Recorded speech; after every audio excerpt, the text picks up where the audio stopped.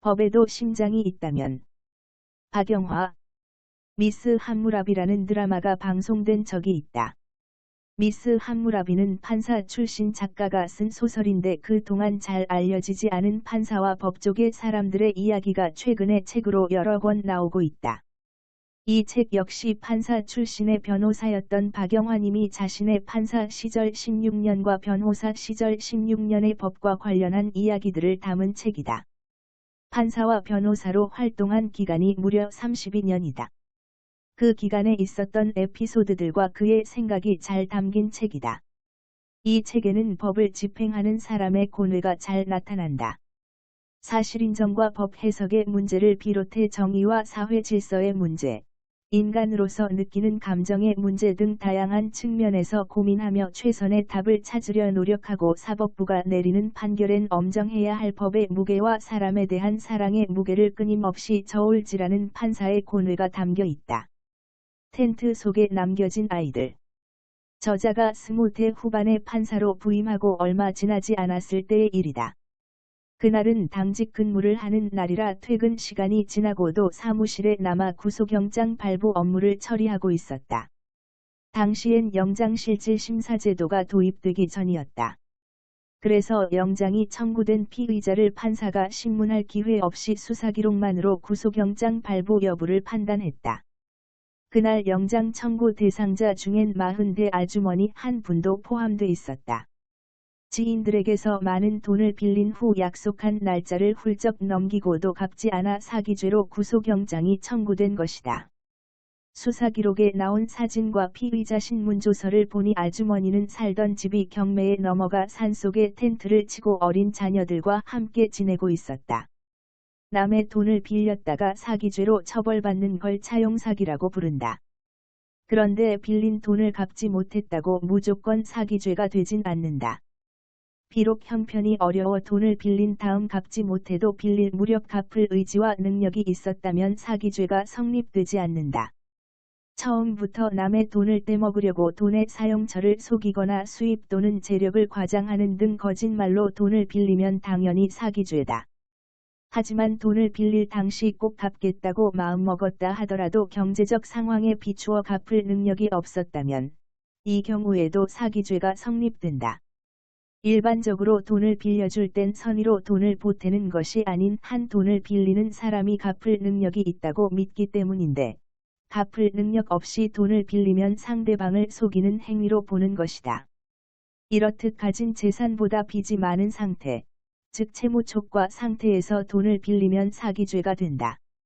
사업하다 부도나서 사기죄로 처벌받는 경우를 많이 볼 수 있는데 그것은 자금 사정이 악화된 상황, 즉 갚을 능력이 없는 상황에서 돈을 빌렸기 때문이다.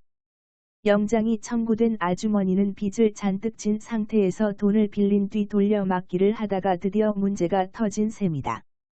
구속 여부를 판단하는 첫 번째 사유는 증거인멸의 우려다. 증거인멸은 사건과 관련된 증거를 없애거나 조작하는 것이다. 두 번째 사유는 도주 우려다. 피의자가 도망가서 연락이 닿지 않거나 찾을 수 없으면 수사나 재판을 제대로 진행할 수 없다. 그런데 아주머니는 이미 경찰에 거쳐가 노출된 상태라 구속하지 않으면 아이들을 데리고 또 다른 곳으로 숨어버릴 가능성도 있었다. 그러면 아이들도 위험해질 뿐더러 이어진 도피 생활의 아주머니 역시 극단적인 선택을 할 수도 있는 염려스러운 상황이었다. 이런저런 상황을 고려하면 구속은 가혹한 처사였다. 그럼에도 피해자는 피의자에 대한 처벌을 강력하게 원해 아주머니에게 온정을 베풀 수만도 없었다. 이런 상황의 지혜로운 선택이 무엇일지 고민했지만 경국 영장 담당 판사인 그는 제시할 수 있는 답이 없었다. 고민 끝에 그는 구속 영장에 자신의 이름을 쓰고 도장을 찍었다. 이로써 영장이 발부되었고 아주머니는 그날부터 구속 상태로 수사와 재판을 받게 되었다. 돌봐줄 다른 가족이 없으니 엄마는 아이들을 데리고 산속에서 텐트 생활을 했을 테다. 그런데 엄마가 갑자기 구속되면 아이들은 어디로 가야 할까? 아이들은 세상의 유일한 울타리였던 엄마의 부재를 느끼며 하루하루 슬픔을 안고 살아갈 게 분명하다. 30년이 지난 지금도 그는 그날의 판단을 되돌아보며 옳았던가를 되묻는다. 모두에게 똑같은 사건은 없다. 1950년에 제작된 일본 고전 영화에선 같은 살인사건을 증언하는 사람들의 진술이 모두 엇갈린다. 영화 속에서 중년의 사무라이는 아내와 함께 말을 타고 숲속을 지나다 도적을 만나 아내는 겁탈을 당하고 사무라이는 죽게 된다. 사무라이의 아내와 도둑은 둘 다 자신이 사무라이를 죽였다고 진술하고 사무라이로 빙의한 무속인은 자살했다고 진술하는 다소 황당한 일이 벌어진다. 그리고 이 사건을 목격한 나무꾼 역시 이들과는 또 다른 엇갈린 진술을 한다. 이 영화에서 살인사건과 관련된 인물들은 거짓을 말한다기보다 각자의 시선에 따라 자기중심적인 사실을 진술한다. 그러다 보니 목격자나 사건 당사자들의 진술이 엇갈릴 수밖에 없다. 덕분에 가장 객관적인 태도를 유지하는 관객들조차 이렇다 할 분명한 답을 얻지 못한다. 그저 등장인물들이 늘어놓은 사실을 바탕으로 제각각 진실을 유추해 나갈 뿐이다. 판사는 법정에서 끊임없이 제2, 제3의 라쇼몽을 만난다. 모두가 진실이라 주장하지만 어느 쪽도 완벽한 진실일 수 없는 이 아이러니한 상황에서도 최선을 다해 실체적 진실을 찾는 것이 판사의 임무다. 판사는 사건을 심리하면서 드러난 사실과 자료를 바탕으로 최대한 진실에 가깝게 사실의 퍼즐을 맞추고 그를 토대로 법적인 판단을 한다.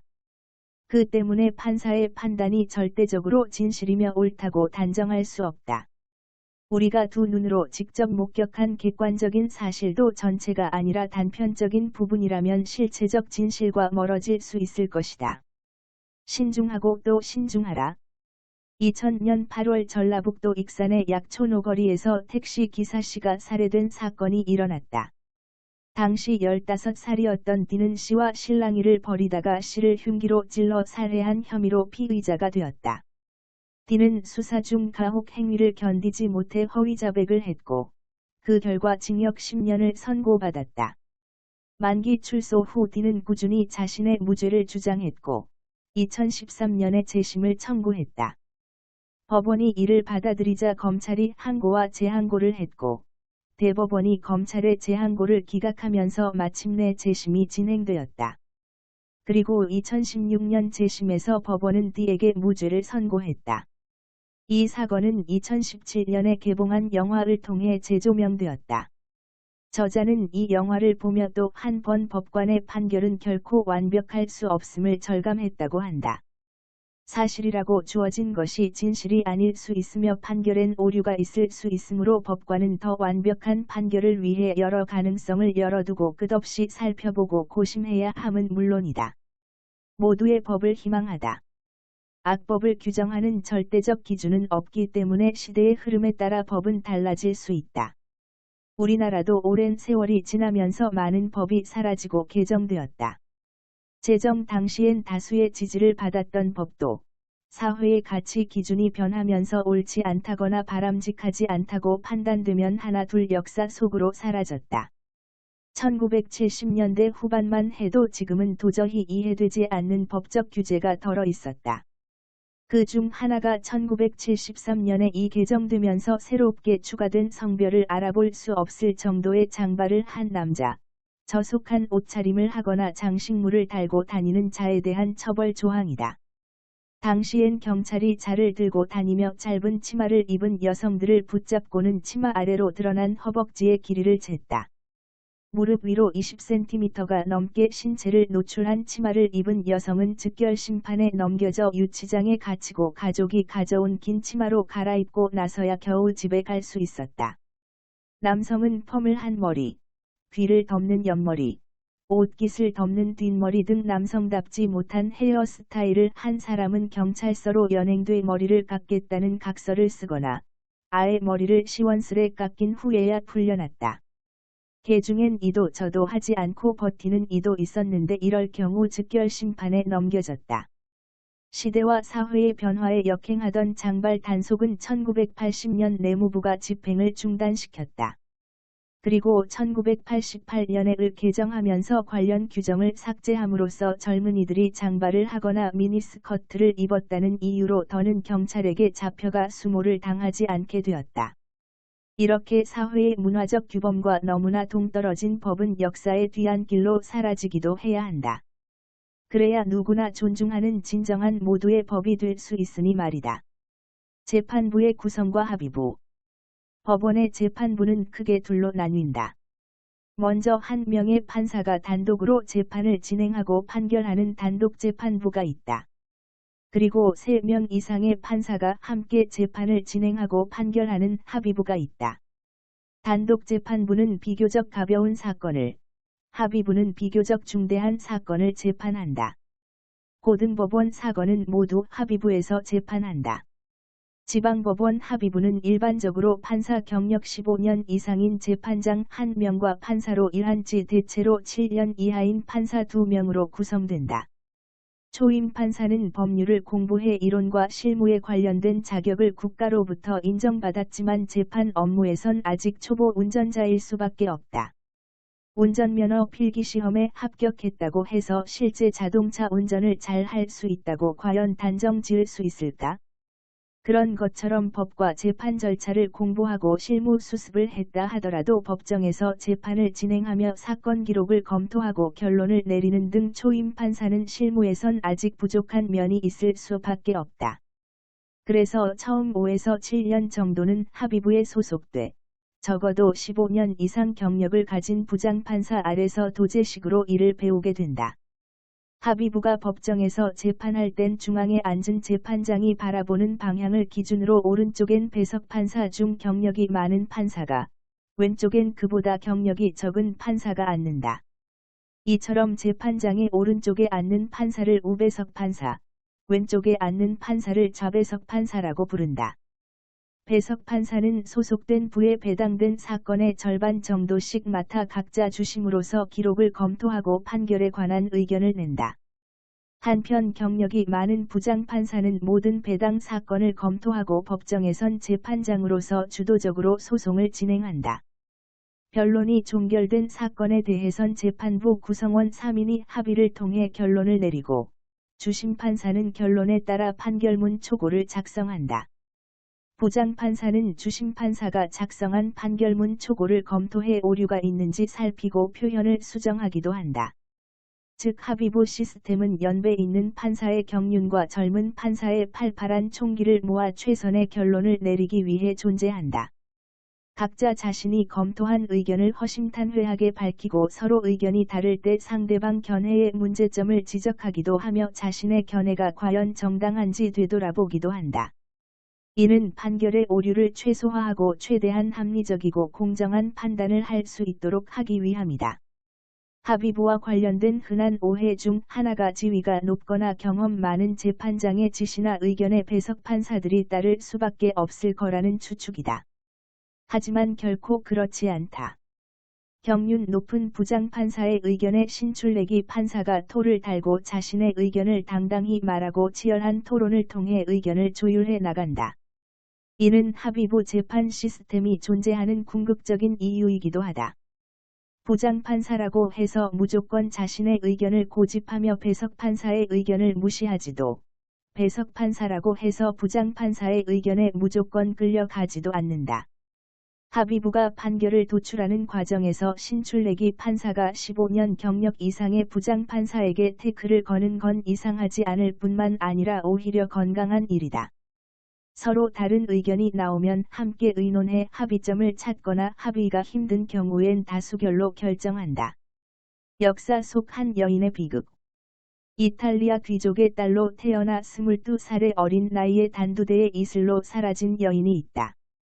그녀는 역사상 가장 아름다운 여성 중 한 명으로 평가될 만큼 빛나는 외모를 가졌다.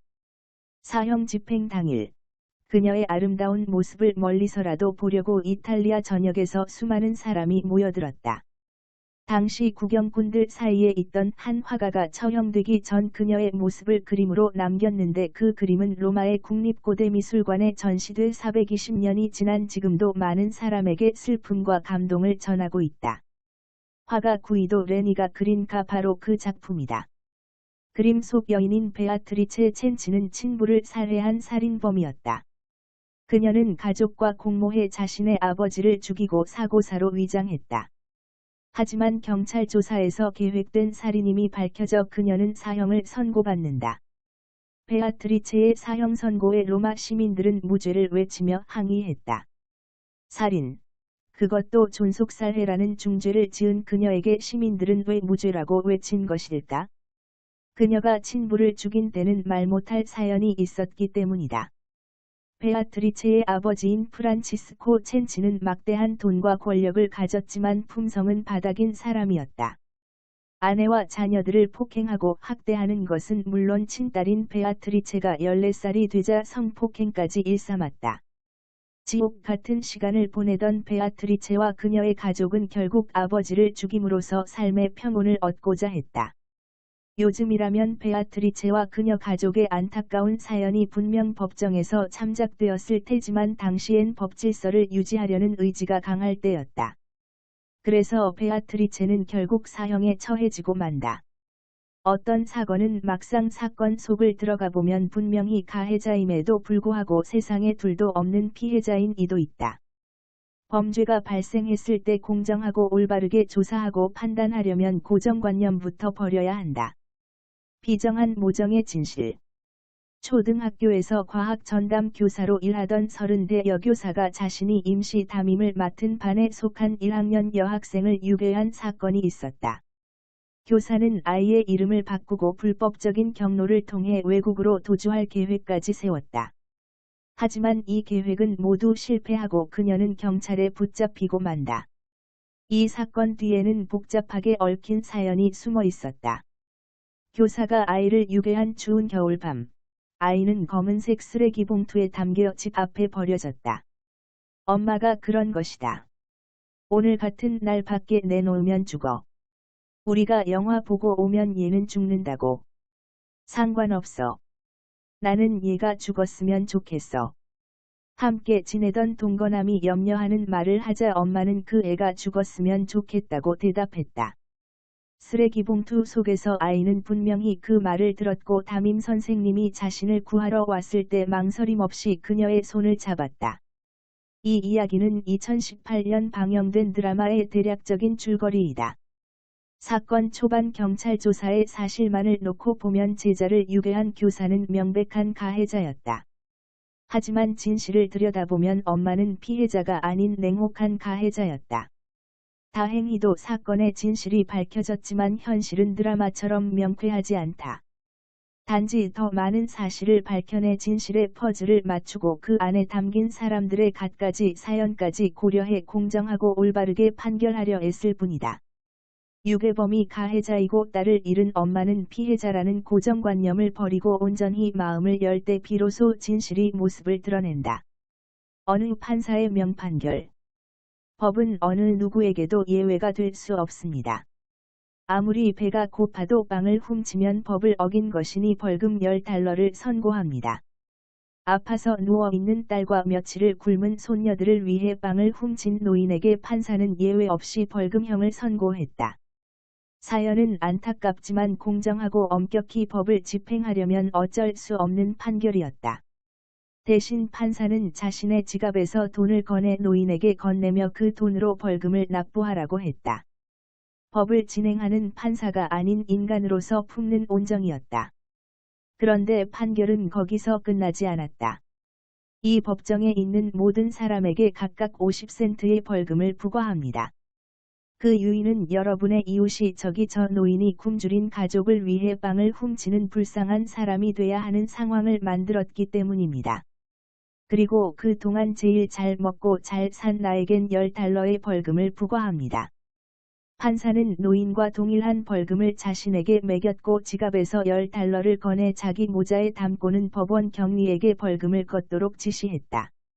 노인을 고소한 빵집 주인을 포함해 그곳에 있던 모든 사람이 흔쾌히 벌금을 냈고 덕분에 $47 50센트가 노인에게 전달되었다. 이 이야기는 뉴욕 시장을 3번이나 역임한 라구아르디아 판사의 명판결로 유명한 일화이다. 신을 대신해 정의롭고 공정한 판결을 해야 하는 책임감과는 별개로 판사도 인간인지라 안타까운 사연을 가진 피고인을 보면 마음이 아려오기도 한다.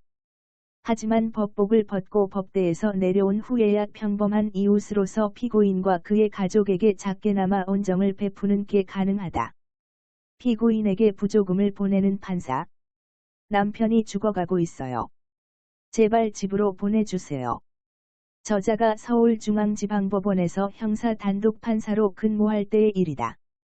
아주머니 한 분이 미성년인 친자식들을 데리고 지하철에서 구걸하다 구속돼 재판을 받게 되었다. 판사님, 제가 지금 당장 집으로 돌아가지 않으면 우리 식구들이 다 죽어요. 남편은 병이 심해져서 오늘 죽을지, 내일 죽을지 모르는 상태예요. 그리고 아이들은 집에 먹을 거리가 없어서 몇 날 며칠을 쫄쫄 굶고 있을 겁니다. 제가 집에 가지 않으면 가족들이 다 죽게 될 상황이라고요. 제발 저를 집으로 보내주세요. 사정은 참 딱했지만 아동보호법 위반죄로 징역형의 집행유예를 선고받았음에도 피고인은 집행유예 기간에 재범을 저지른 것이다.